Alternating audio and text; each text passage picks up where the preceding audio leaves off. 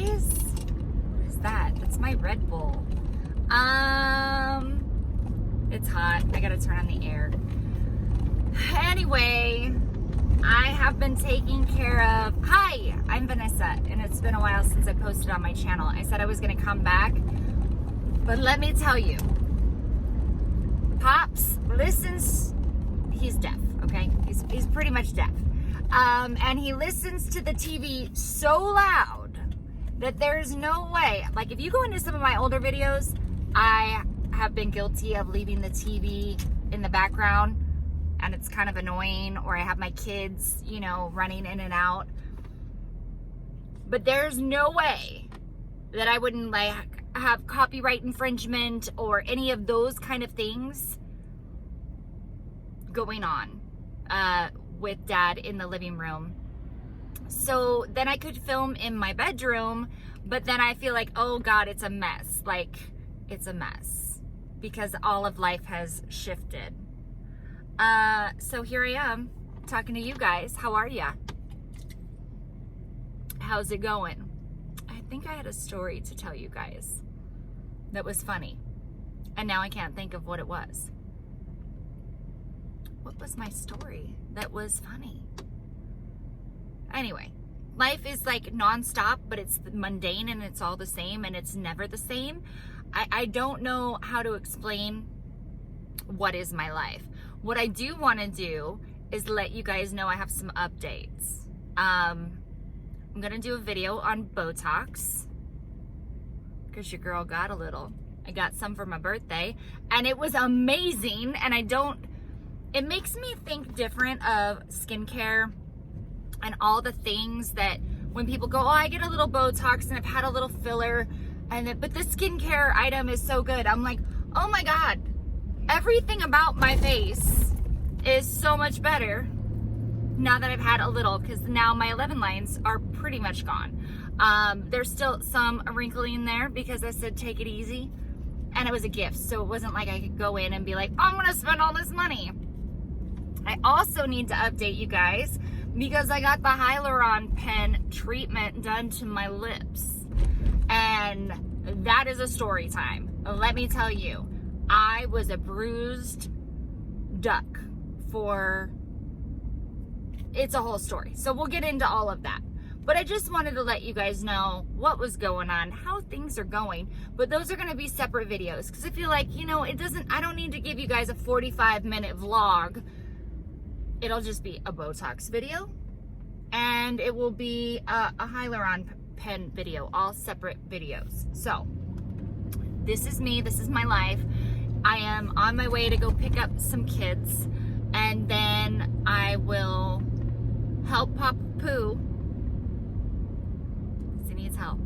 And then we're off to eye doctor appointments. I have spent more time at the doctors than I have in my entire life. Like, I feel like I probably cheesed my kids out on more dentist and doctor's appointments over time than I should have. And I'm playing catch up because now I'm a good stay-at-home mom. The one thing that I do want to say is a lot of people have told me things like, oh, you're such a good person for taking care of your father-in-law. You're like, I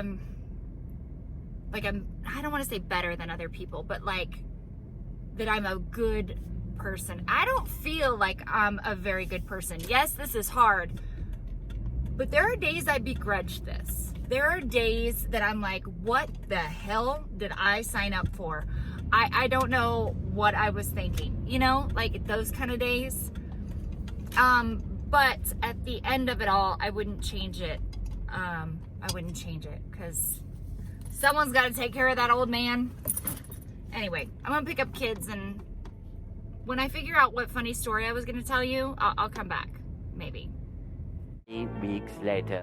I finally remembered the story, and it's been 2 days. I posted it on Facebook. So, I give Dad medication every night and every morning. He has his morning pills, his afternoon pills. And I also collect his teeth. So on this one particular day, I had handed him a cup, and it's a big cup. Like, I give him his pills in like what you would give a child, Tylenol, like liquid Tylenol, right? But for his pills, or for his teeth, I put it's a big cup, big, like this big around. One is blue, one is white, but they're big. Nothing like the little cup that his pills go into. I put the big cup next to his table and I said, Dad, teeth. And I walked into the other room to go prepare his pills. I walked back in and I looked and I'm like, you didn't put your teeth in the cup. Oh my God, where is the denture tablet? And he's like, what? And I go, the denture tablet, where is it? And he said, oh, well, I took that big pill. And I go, oh my God. And I literally ran into the bathroom, grabbed the box, the secure tablet box, and I called poison control. And I'm freaking out.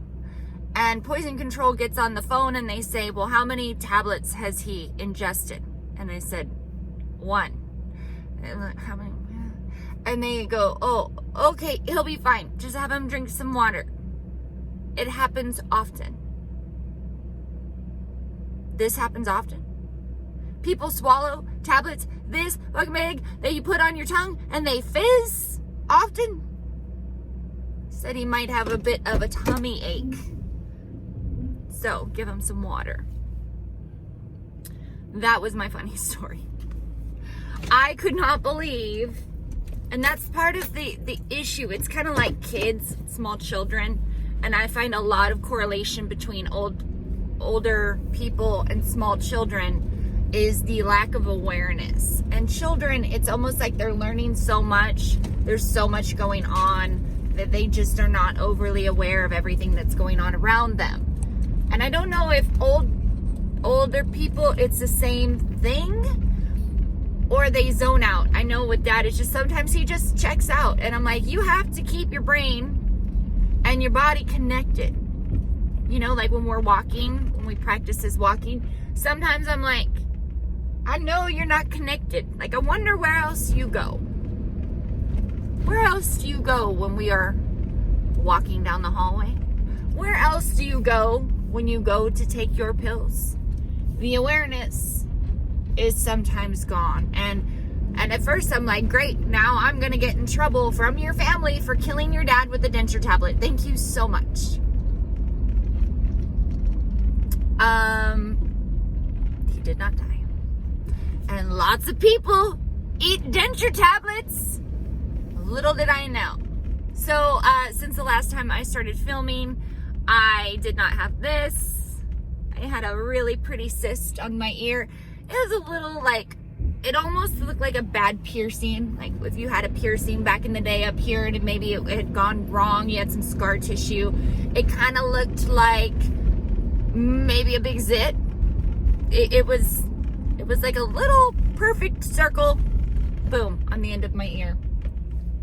And it made me self-conscious enough because it's on the side that I keep my hair long, but anytime I did an updo or, pulled the hair up, it was not cute. I didn't like it. It felt unnatural to me, and it kind of pulsated a little. So I got a referral. I went to the dermatologist made me very uncomfortable. Very, very uncomfortable. I am not a person that I'm not much of a whistleblower. Maybe as I get older, I had some really shitty things happen in my youth, and I did not go out and make people overly accountable. I'm learning in my adulthood to voice things when I feel like something's wrong, and then I also feel like, well, shit, I'm old now. Nobody's gonna be trying shit with me.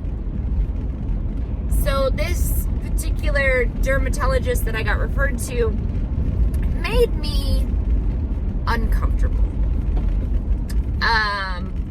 Our first visit, there was no additional nurse in there and the door was shut. And I went for this. I have a little white spot on my nose. We'll make sure I don't have some nose skin cancer going on, and I have various moles. So it's like, oh, check these things out. I've never had this done.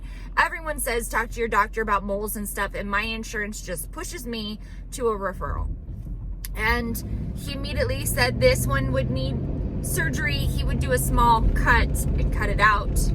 I did not know I was going to be filleted. I was butterflied this particular piece. Butterflied. I watched Dr. Pimple Popper on how to deal with these, and Mrs. Pimple Popper, I tried to look on her site to see what kind of insurance she takes, because she literally just goes in the back of the cyst, little slice, works around and gets that little shit out, and instead I got fillet of fish. Really? You're gonna pull out in front of me and then cut me off? Cute. That was cute. I'll follow you guys. So Dr. Pimple Popper doesn't take my insurance, so, you know, I had to stick with my guy. So I get in there and he's checking out all my things, and he lets me know, I apologize, I'm gonna be a little, you know, crooked in this video. So he tells me, you know, this is a surgery, anywhere he cuts, there will be a scar, and he's not sure if my nose was like oil or sebaceous gland.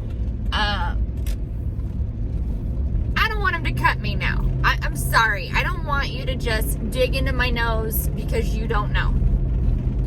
After I've seen how you dig. So, he makes the appointment for the ear first. And then, I'm supposed to come back and I have a couple moles to be removed. And when he was checking my body out, he said, you know, had me lift up my shirt. He talked about how many kids I had. Checked front, checked back, checked arms, and then when he went for legs, he asked me this right before. Why does everything have to be complicated? Okay, so right before he runs his hands up and down my legs, he says, "Did you shave your legs?" Yes. And he runs his hands up and down my legs, but it feels funny. And I didn't like it, and he made me uncomfortable, and I can't. So I called my sister on the way home, and she told me about a really bad gynecologist appointment she had, where the guy before her, you know, girl exam said, "Oh, you didn't shave for me first?" And I was like, "Oh my God!" But I mean, is there really any difference? Like, do you shave your legs? Like, what, you gonna fill me up right now? Like, before I go to the dermatologist? This isn't a pedicure. I'm not, you know, getting my legs rubbed, so I'm gonna shave them for you first. I tried to shave my legs before a pedicure. But now they wear gloves. And so the massage always feels weird. Like, I don't blame people for wearing gloves while they're giving you a pedicure. People are disgusting. But you miss that, like, giving me a good massage because there's plastic gloves on. You know, could you imagine going to pay for a full body massage and the massage therapist had latex or latex-free gloves on the whole time? You'd be like, this is weird. So, you know, anyway, he didn't have no gloves on, and he was feeling up my legs. And I got in the car, I called my sister, I was like, the fuck? And then I called my man, and I was like, you are going to my next appointment. I don't care. I'm not going to be alone with this doctor. He's freaking me out. And it was a thing. Like, it was a thing for me. It was very important for him to be with me, and they called this a surgery. So, I make him come with me. And they wouldn't let him in. They said the room is too small. And I was like, are you serious? He can't come in with me? I want him in with me. And then the nurse is like, no, it's too small. And I go, you're going to be in there, right? Like, you would think that would be like a red flag for them, but maybe they're used to that. She's like, no, I'll be in there. And I go, you don't leave. And she's like, no. And I'm like, okay, you can't leave. So they put me on this table and spin it kind of around. I'm on my side, and sure shit, when he's like adjusting me on the thing, like he's a held person. Like he had his hands on my shoulders, but it's like a thing. Instead of like, okay, we're gonna pull you up. Like even when I work on my father-in-law, and I am not a registered nurse, I am not a CNN, CNA, QPCT, anything, okay? I have no certification besides I pay attention when people talk. So, and I also know how I like to be talked to. When I'm even cleaning him, I have gloves on. When I'm changing diaper, putting creams on, anything like that, I will literally say, I am putting my left hand on your thigh. I am going to take my hand, I'm wiping away whatever. Now I'm going to add, the butt paste so you don't get chapped cheeks. I talk him through because I don't want somebody to feel uncomfortable. So to me, it's like, do we got to do this? Could you just say, okay, I'm going to lift you? And some people find that reassuring, but I don't know you. I don't know you, and maybe it's my past, maybe it's the way I feel about men in general, I don't know, but I was like, don't like this, don't like it at all. But what he ended up cutting out was pretty crazy. It almost looked like a string, okay? Very, if you cut this in fourths. So it was almost like a string, and then there was a little bulb.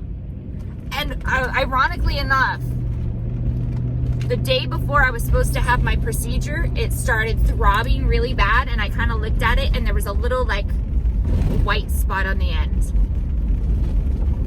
and it hurt, so I squeezed it. I was like, I need to relieve the pressure, so I did, and it was gross. It was like, they said, is it like cheese material? I don't know, what kind of cheese are you people eating? It reminded me of when you have a really good hard zit that hurts and you kind of get it to go, but it doesn't pop, and you have to keep squeezing to get it out, like a compressed zit. Not like a good whitehead that it goes pop and then pops out and you got a little blood and then the white spot splishes up against the mirror. No, it wasn't like that. It was more like a little squeeze, a little bit out, but much thicker than a zit, and it hurt as it was coming, like you're just kind of push and a little would come out and push and a little more would come out. And this kept happening throughout the day of, the release. So I thought, oh, maybe he won't do the surgery. Maybe I got most of it out, or maybe it'll be a much smaller cut now.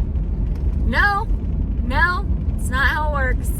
So they send it off to the lab. I have to go back in 2 weeks, and he'll cut the stitches, and then he'll extract the other moles off the body that I requested. I have one under my bra line in my back, and then I have another one on my back that my kids will like it's big enough that they'll run their finger on it, and I think that's gross.